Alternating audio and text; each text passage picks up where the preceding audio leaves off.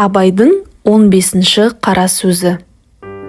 Ақылды кісі мен ақылсыз кісінің менің білуімше бір белгілі парқын көрдім. Әуелі, пенде адам болып жаратылған соң, дүниеде ешбір нәрсені қызық көрмей жүре алмайды.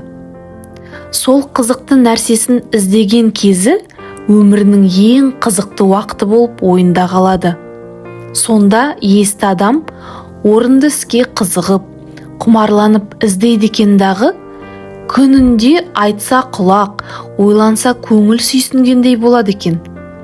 Оған бұл өткен өмірдің өкініші де жоқ болады екен.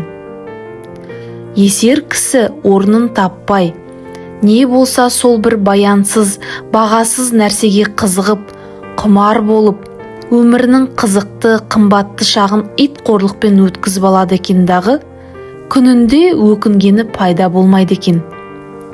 Жастықта бұл қызықтан соң және бір қызық тауып алатын кісімсіп, жастығы тозбастай, буыны босамастай көріп жүріп, бірер қызықты қуғандақ мойны қатып, буыны құрып, екінші талапқа қайрат қылуға жарамай қалады екен.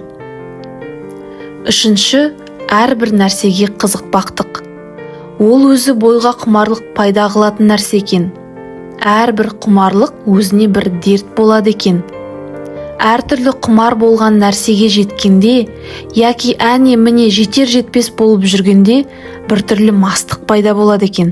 Әрбір мастық бойдан оғатты көп шығарып, ақылдың көзін байлап, төңіректегі қараушылардың көзін ашып, ананы мынаны дегізіп, бойды сынататұғын нәрсе екен. Сол уақытта есті кісілер үлкен есі шықпай, ақылды қолдан жібермей, бойын сынатпай жүріп ізденеді екен. Есер кісілер ер тоқымын тастап, бөркі түсіп қалып, етегі атының артын жауып кетіп, екі көз аспанда жынды кісіше шаба беруді біледі екен, соны көрдім. Егер де есті кісілердің қатарында болғың келсе, күнінде бір мәртебе, болмаса жұмасында бір, ең болмаса айында бір өзіңнен өзің есеп ал. Сол алдыңғы есеп алғаннан бергі өмірді қалай өткіздің екен? Не білімге, не ахиретке, не дүниеге жарамды? Күнінде өзің өкінбестей қылықпен өткізіппісің?